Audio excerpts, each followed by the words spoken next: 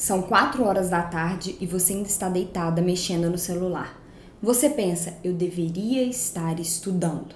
Mas você está tão cansada que só continua rolando a For You. 2 horas se passam, agora são 6 horas da tarde e você ainda não fez nada. Você está se sentindo péssima e super mal com você mesma. Então você começa a estudar, pensando, eu deveria ter começado antes. Se identificou por aí? Essa é uma situação típica na vida de uma pessoa procrastinadora. Nesse vídeo eu vou te mostrar como acontece a procrastinação e o que você precisa saber antes de superá-la. Eu poderia simplesmente fazer um vídeo com os passos para superar a procrastinação, mas eu não acredito que essa seja a melhor maneira, porque tentar superar algo que a gente não entende é muito mais difícil e faz com que a gente acabe encontrando uma série de obstáculos e faz também com que a gente tenha várias dúvidas no meio do caminho e a gente fica sem saber como solucionar aquilo, porque a gente não entende como acontece a procrastinação, você só sabe os passos. E aí, na hora que surgem os obstáculos no meio do caminho, você fica assim, nossa, e agora? O que eu faço? Diferente de quando você entende como acontece a coisa. Então, a partir do momento que você entender como acontece a procrastinação, aplicar os passos vai ficar muito mais fácil e você vai saber exatamente o que você precisa fazer à medida que você encontrar algum obstáculo no meio do caminho.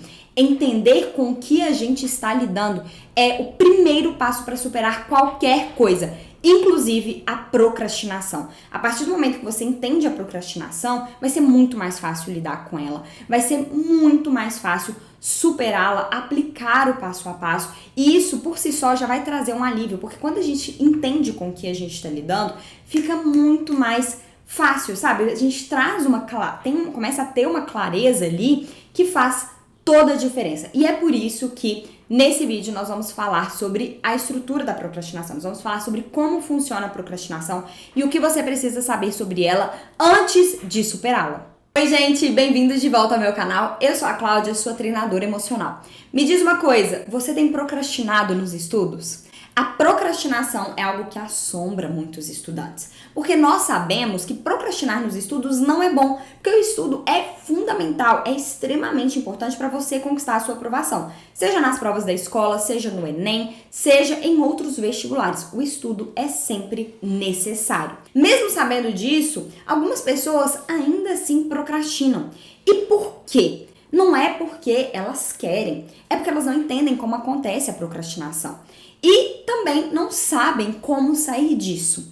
Então, nesse vídeo, eu vou fazer algo diferente, que eu nunca vi ninguém fazendo de graça. Eu vou te explicar a estrutura da procrastinação. Eu não vou esconder nada, eu vou entregar todo o ouro aqui. Você vai sair desse vídeo entendendo como funciona a procrastinação, porque a gente precisa saber com o que a gente está lidando. Você precisa conhecer a procrastinação, entender o seu processo. Se você quer superar a procrastinação, você precisa entender como ela acontece. É como um celular novo. Quando a gente pega um celular novo, a gente encontra uma certa dificuldade de mexer nele, não é? Fazer configurações e tudo, porque aquilo ali é muito novo pra gente. Então, o primeiro contato é mais difícil. Só que depois você vai mexendo, aí você vai conhecendo aquele celular, vai entendendo como ele funciona, e aí fica muito mais fácil. Isso acontece com tudo e com a procrastinação também. Quando você entende a procrastinação, lidar com ela vai ficar muito mais fácil. E aí na hora que você encontrar alguma dificuldade no meio do caminho, quando você se pegar procrastinando, você vai saber exatamente qual passo aplicar para solucionar, porque você sabe em qual momento da estrutura da procrastinação você está. Então esse é o nível de importância da compreensão da procrastinação. Eu dividi esse vídeo em 2 partes. Nessa primeira parte, nós vamos falar sobre a procrastinação. E se você tá aí preocupado, pensando, mas e a solução, e tal? Não se preocupe, quinta-feira dessa semana vai sair, eu vou liberar a segunda parte desse vídeo, em que nós vamos falar sobre a solução da procrastinação, tá? Então fica de olho, já ativa o sininho. Se você ainda não se inscreveu no canal, se inscreva para você ficar por dentro de tudo e não perder todo o conteúdo extremamente rico que eu estou trazendo aqui para você se preparar emocionalmente para o Enem, outros vestibulares e até para provas também, né? Provas em geral. Mas vamos lá, bora compreender sobre a procrastinação? Muita gente acha que procrastinar é só deixar para depois. Eu mesma já achei isso. E em termos objetivos, até que é isso mesmo. Se você olhar no dicionário, você vai encontrar essa definição para procrastinação. Mas não é tão simples assim. Se fosse simples desse jeito, era só a pessoa parar de deixar para depois, não é? Então por que as pessoas não estão fazendo isso? Porque não é 8 ou 80 desse jeito. Há toda uma estrutura que envolve a procrastinação. Tem todo um passo a passo. Então a pessoa não começa a procrastinar do nada. Tem um conjunto de pensamentos, sentimentos, tem uma voz interna viva ali dentro dela que faz com que ela acabe deixando para depois e sofrendo muito com isso. E é exatamente isso que eu quero te mostrar agora. Então, bora aqui pro quadro. Aqui nós temos a nossa estudante. É a Kati. A Kati, ela tem uma prova daqui 10 dias. Ela tem uma prova em 10 dias. Se você estivesse no lugar da Kati, o que você faria? Você estudaria antes? Porque essa é uma possibilidade para ela, né? Estudar antes.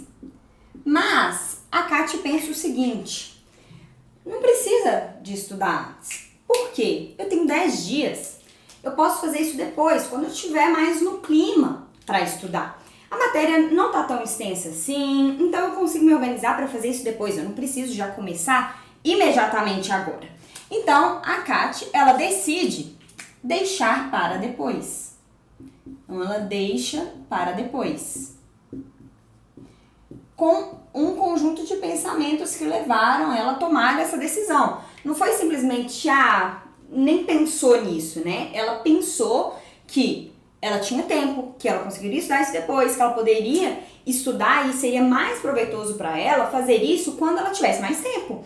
Quando ela tivesse mais no clima para fazer isso, né? Não quando ela tivesse mais tempo, mas quando ela tivesse mais no clima para estudar, e aí seria muito mais produtivo. Então aqui teve um fundamento em um conjunto de pensamentos. E aí, beleza. Ela então decide fazer outra coisa. Então ela vai fazer outras coisas. Né? Afinal de contas, ela decidiu deixar para depois. Ela vai fazer outras coisas. Como, por exemplo, mexer no celular, assistir série. Então ela vai aqui, olha, vai mexer no celular, né? Sei lá, ver o TikTok, ver no Instagram, celular, ou ela vai assistir uma série que ela gosta, um reality show, uma coisa assim. Só que aí parece que ela tá assim, né, no mundo das maravilhas. Nossa, muito bom, não fazendo nada, né, só levando a vida numa boa. Só que vamos entrar aqui na mente da Kati. O que está acontecendo dentro da cabeça dela quando ela tá mexendo no celular e assistindo série? Ela tá o tempo inteiro pensando na prova. A prova não sai da cabeça dela. Ela tá o tempo inteiro pensando assim, eu deveria estar estudando. Eu deveria estar estudando já, seria muito melhor. Mas eu não quero fazer isso. Então ela entra até numa batalha dentro dela. Porque de um lado ela acha que ela deveria estar estudando. Do outro ela acha que não, porque ela não tá afim, porque ela não tá no clima, porque ela tá cansada. E aí ela fica o tempo inteiro pensando na prova. No fim das contas, ela nem descansa e nem estuda, né? Porque se o objetivo dela é fazer outras coisas, porque ela tá cansada e tal, ela vai mexer no celular, ela precisa se distrair, precisa dar um tempo, ela não consegue fazer isso também, porque o tempo inteiro ela tá pensando na prova, ela tá pensando, eu deveria estar estudando. E aí, você acha que para por aí? Não! Junto com esses pensamentos, vem uma voz interna. O que é essa voz interna? Sabe aquelas conversas que nós temos com nós mesmos? Parece que vem uma vozinha lá dentro de nós. Parece até que tem uma outra pessoa dentro da gente. Às vezes eu falo assim que tem uma Cláudia diferente ali dentro de mim. Então, uma Cláudia que tá com raiva, uma Cláudia que tá frustrada, uma Cláudia que tá feliz com a situação, mas tem outra Cláudia que tá irritada com a situação. Então, várias vezes a gente subdivide ali aquilo que a gente tá sentindo dentro da gente, vem uma voz interna. E que começa, né, faz com que comece justamente esse diálogo. E o que essa voz interna da Kati tá falando? Você é uma preguiçosa. Você deveria estar estudando. Você tem tanto potencial, mas você tá fazendo o quê? Você tá aí não fazendo nada, perdendo tempo, assistindo série, mexendo no celular. Se você estudasse mais, nossa, você alcançaria muita coisa, você teria muito sucesso. Mas não, você só fica enrolando. Você deveria fazer mais, você tem potencial para alcançar mais coisas. Essa vozinha interna, você acha que faz o quê com a Kátia? Faz com que ela se sinta péssima, extremamente mal. É um grande sofrimento isso daqui. Esse conjunto de pensamentos e esse conjunto de diálogo interno, de voz interna dentro dela, provoca muito sofrimento. Então, quando a gente vê uma pessoa procrastinando, né, e a gente pensa assim, nossa, essa pessoa deveria estar estudando e não tá, e muitas vezes os nossos familiares ou até mesmo amigos, né, chegam pra gente e falam assim, nossa, mas você tá aí sem fazer nada, cheia de coisa pra estudar e você tá aí à toa, né, deve estar podendo. Não sei o que acontece, essa preguiça toda que você fica. Já ouviu isso de alguém? Às vezes dos seus pais ou de algum outro familiar, alguma coisa assim. E aí vem essa cobrança, então você já tá se sentindo mal. E aí vem alguém e fala mais isso. Aí piora toda a situação. Você vai se sentindo ainda pior. E aí você acha que o sofrimento da pessoa que procrastina chegou ao fim? Não, ainda não chegou ao fim. Primeiro que a Kátia aqui, ela vai fazer isso, ela vai tomar essa decisão, vai seguir isso daqui ao longo de 8 dias. No 9º dia, né, um dia antes da prova, ela vai... Então, deixa eu só separar aqui, ó. Então, aqui, ó, chegou o último dia. Último dia antes da prova. Agora... Então, último dia antes da prova. Agora não tem como fugir mais. Não tem como, sabe? Chegou o momento que ela precisa estudar. Não tem como correr. Então aí vem esse pensamento. Agora não tem jeito mais. Não tem jeito mais. Já era. É agora ou nunca. Eu preciso estudar. Aliado com esse pensamento vem um conjunto de sentimentos. E quais sentimentos você acha que são esses? Sofrimento é um deles. Qual outro sentimento você acha que vem? Arrependimento. Isso mesmo. Nessa hora, bate o arrependimento. Eu deveria ter estudado antes. E aí ela até fala com ela mesma, tá vendo? Se você não fosse tão preguiçosa, você já teria estudado e agora você poderia ficar tranquilo. Olha lá, seus amigos que estudaram antes, estão tranquilos agora. E você tá aqui no desespero. Se você fosse mais produtiva, se você fizesse mais, você não estaria passando por isso. Agora, aguenta. Agora aguenta, porque quem mandou? Quem mandou você fazer isso? Tá vendo como que aqui é um momento de muito sofrimento também? Então, o que acontece com o procrastinador? Ele sofre o tempo inteiro. A procrastinação para ele é um peso enorme. Isso daqui, essa estrutura aqui da procrastinação é um conflito interno. Nem toda pessoa que procrastina, ela tá vivendo um conflito interno. Isso precisa ficar muito claro aqui. Eu, por exemplo, sempre achei que o Henrique, meu marido, fosse uma pessoa extremamente procrastinadora. E que pra ele era, tipo, horrível, que ele sofria com isso e tal. E, enfim, eu sou uma pessoa que tô no polo oposto, né? Eu sou uma pessoa mais imediatista, o que também não é bom, tem outros conflitos. Se tiver alguém aí que é imediatista e que gostaria de um conteúdo sobre isso, me fala. Mas aí o que acontece? Eu sempre achei que o Henrique fosse uma pessoa super procrastinadora e tal, e que, consequentemente, ele sofria com isso. Mas depois que eu entendi essa estrutura aqui da procrastinação e entendi como que ela funciona, eu percebi que para o Henrique não é sofrimento nenhum. E qual que é a diferença? Por que para a Kátia aqui é um sofrimento tão grande? Porque ela sofre aqui, ó. Ela sofre quando ela deixa para depois. Ela já se sente mal, ela já se sente culpada de estar deixando pra depois. Ela deixa pra depois, ela pensa, ainda tem tempo e tal, mas aqui tem um sentimentozinho de culpa. Tem um sentimentozinho de culpa. Por que ela não para de pensar na prova quando ela tá fazendo outra coisa? Porque ela tá culpada, porque ela acha que ela deveria estar estudando. Porque ela tá pensando ali que ela deveria estar fazendo isso. E aí depois, quando ela vai pegar pra fazer, ela ainda sente mais sofrimento e mais arrependimento. Ela sente mais culpa aqui também. Aqui tem um sentimento de culpa, de eu deveria ter feito antes. Eu não deveria ser tão preguiçosa assim. Se eu não fosse preguiçosa, já teria estudado antes, minha vida já estaria resolvida. Mas não, eu tenho que deixar tudo pro último momento. Agora eu não tenho escolha mais. Agora eu vou ter que estudar. Pra você ver aqui, pra Kate, a todo momento ela sofre. O Henrique, por exemplo, o que ele faz? Vamos supor que ele tá nessa situação aqui da Kate. Então ele tem uma prova, ele pensa assim, eu vou deixar pra depois, pra que estudar com tanta antecedência? Tem muito tempo ainda, eu vou fazer outras coisas. E aí, quando estiver próximo, eu estudo. Ele vai fazer outras coisas, mas ele não pensa que ele deveria estar estudando pra prova.